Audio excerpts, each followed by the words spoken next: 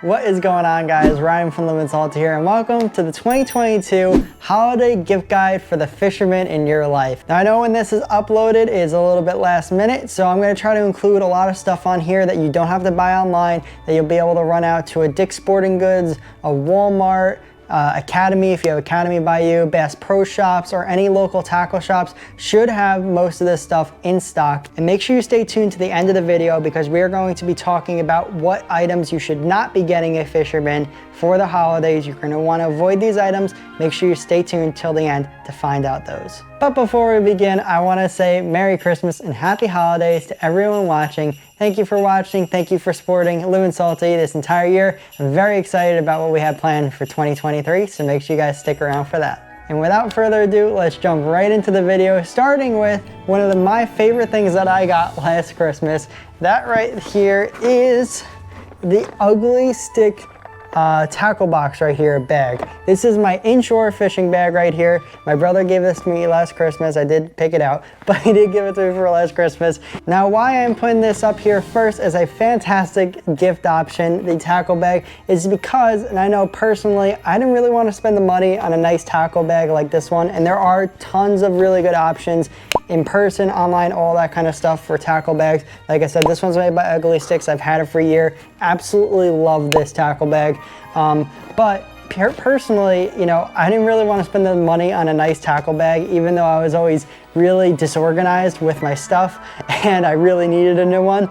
And I just would rather take that money and spend it on more lures and everything to actually catch the fish, not something to organize the stuff I already have. So it makes for a great Christmas holiday gift to give someone so that they could stay organized just like me here and have all of their nice, fancy, expensive lures and everything like that all in one spot, nice and organized. Oh, and I forgot to mention, don't worry about scavenging the internet to try to find the stuff that I'm going to be talking about in this video. I'm going to put links to everything in the description. That way you guys don't have to go searching around. And throughout this video, I'll also be popping up pictures of other stuff I recommend. So like other tackle boxes, I'll have pictures up on the screen. That way you guys have a couple more options to look at. Moving on to the next item on our list, and it's actually what I'm wearing on my body right now, and that is going to be performance apparel. Now, this is honestly a really easy one, because I feel like every fisherman has just a closet full of long sleeve performance shirts if they're fishing in a lot of warm weather.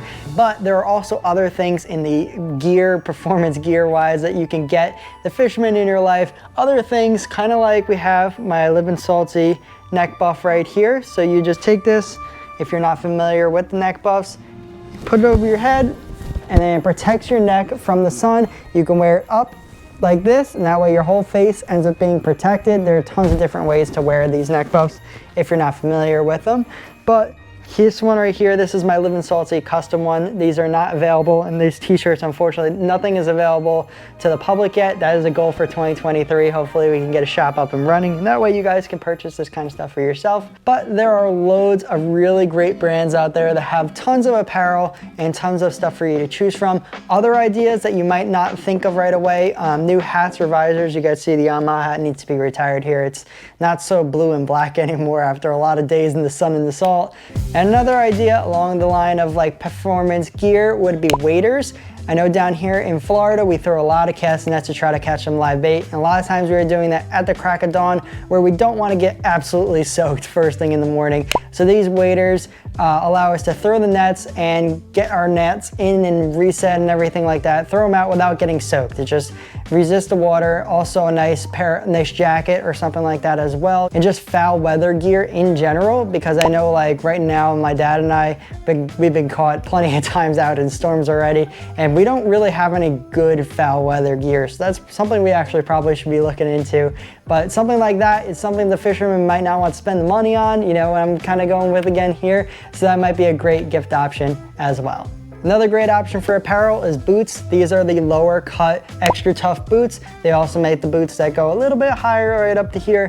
I believe the higher ones, I think they're like $25 at West Marine. I might be wrong on that, but you can get those kind of boots. Excellent for cleaning the boat. These I use for fishing. The taller one I use for cleaning. I also use the taller one to clean my truck and everything. So they're multi-purpose, and they have nice non-skid on the bottom so you don't slip around on the deck. Absolutely love these boots. If you're looking to spend a little bit more money, then also a nice pair of sunglasses right there are always not a bad option. Right here I have my polarized Ray-Bans aviators I absolutely love and have for a while, but they're not the most popular for fishing sunglasses. I just love them, so I wear them all the time. If you're looking for more fishing sunglasses, I don't have a lot of experience with those because I don't own a pair, but I know my dad has Costas. He loves them, and a lot of people do. So those are a great option for some more fishing sunglasses if that is something that you want to get. Up next, let's talk about knives. The fillet knife can be a fisherman's best friend or its worst nightmare depending on the quality of their fillet knives. Right now I'm holding a generic, no brand or anything fillet knife that I have here, and this fillet knife has been around my family for a pretty long time, pretty much as long as I can remember, to be honest, and it is actually a pretty good fillet knife. It still cuts fish very nicely, but without a proper sharp fillet knife, it is very easy for a fisherman to cut himself while filleting a fish, and they always say it is more dangerous to be working with a dull blade than it is a sharp blade. So having a good fillet knife is very important. There are plenty of brands of fillet knives out there that honestly I don't really think you can go too wrong with. Don't want to call this company out here or anything, but I kind of am. But we have one Bubble Blade knife, and Bubble Blade, if you're not familiar with them, they're pretty much really on the higher end for prices when it comes to fillet knives that are regularly in these tackle shops like Bass Pro Shops and Walmart and everything. And they'll end up running you like $65 for a 7-inch fillet knife that is pretty much just like this. And to be honest, it's not worth the money. We quickly found out that we still got a chip in our blade. It started rusting out a little bit on us, and it was a folding knife. It had some, just a little stiff with the mechanisms. We just weren't extremely happy. It's a great knife. It still cuts, it's very sharp, but for the money, we didn't really think the value matched up with it. That's just our personal experience. Sorry, Bubble Blade, but that's what their experience we have with their knives. Other less expensive knives that are really good also, I know Smith's knives are really nice, and Danko knives I think are also really good. I've never used either one of those, but I've heard really good things about them, and they're a little bit more on the affordable side, and I really think you can't go wrong with that. So yeah, something like that, those kind of fillet knives would be a great option to get the fisherman as a gift. Next up, kind of in the same territory as the fillet knives, we are going with pliers here. Now these right here, I'm not gonna lie, I did not have the best experience with, even though they might look okay now. These are Danko pliers I got from Walmart. They were only $8, so I really can't complain too much, but I thought these pliers would be a little bit better. Now they move okay because my dad actually soaked them in some penetrating oil or something like that to loosen them up, but the mechanism in the middle ended up rusting out after I took really good care of these pliers. I mean, I'm saying every single time I used them this fall, they got washed, they got dried, stored in dried areas, and they still completely rusted out and literally could not move it like this anymore. But we got it fixed up and it's moving again, but I'm not sure how long that'll last.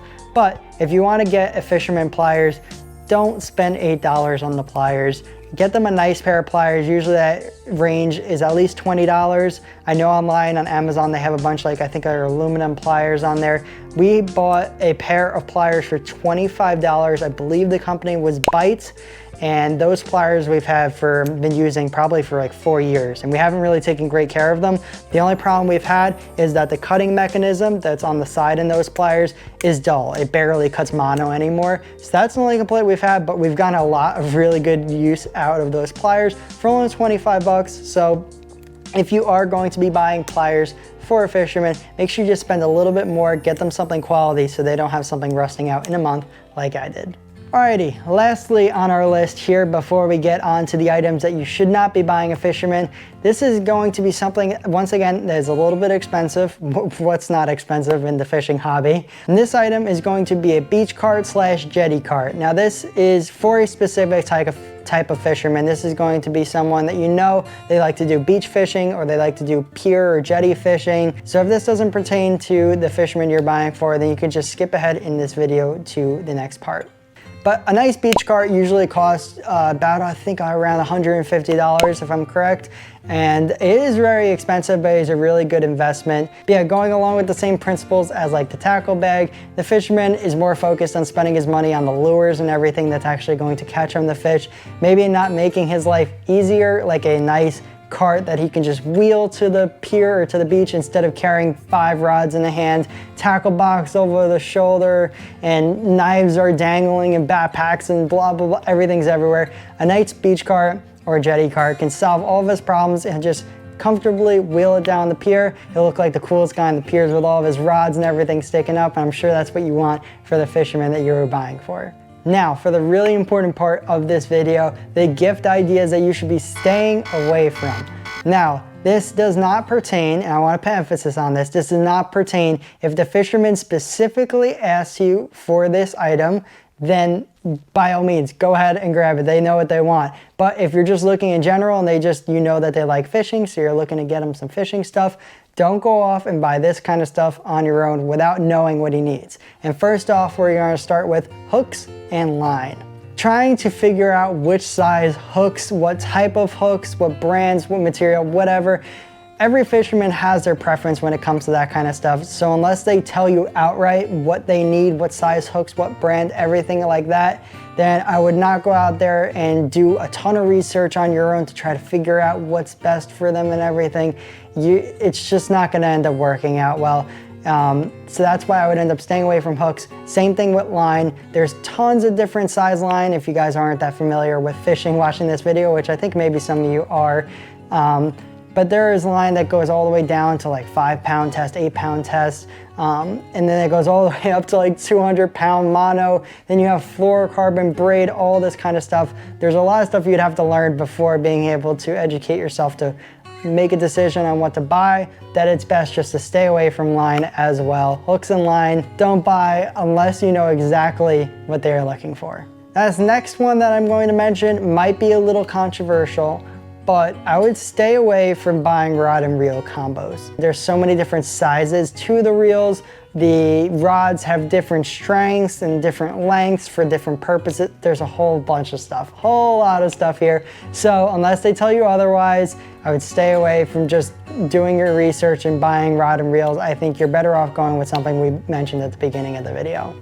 And along the same line is also lures, because lures, I mean, quite frankly, if you don't know really anything about fishing, you walk down a fishing aisle to look at the lures, you are going to be completely overwhelmed with the amount of soft lures and hard lures and the jig heads and the just different colors of everything. There are millions of options when you walk down the fishing aisle there, and it's going to be completely overwhelming, and you won't know really what to buy for what fish, what season, and what they have, what they know doesn't work, what they like.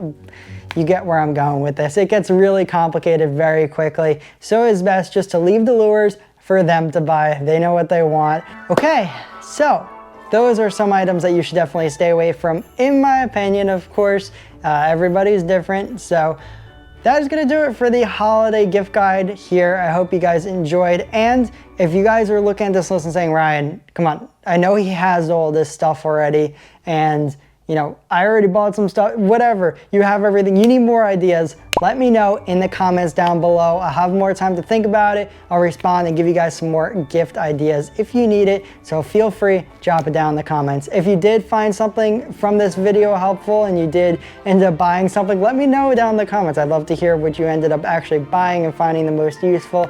Love to hear about it. If you did enjoy, also make sure you hit that like button and consider subscribing down below. It really helps me out a lot. And if you want to watch a really entertaining video, pretty much like what not to buy, the fisherman you're looking to buy for this holiday season, if you want to click on the video that's about to pop up on the left side of the screen over here, I bought the cheapest rod and reel combo on Amazon for just $10. Went fishing with it and had an absolute blast. So once again, if you'd like to watch that video, it's going to pop up right over here on the left side of the screen. And until my next video, remember to keep living salty.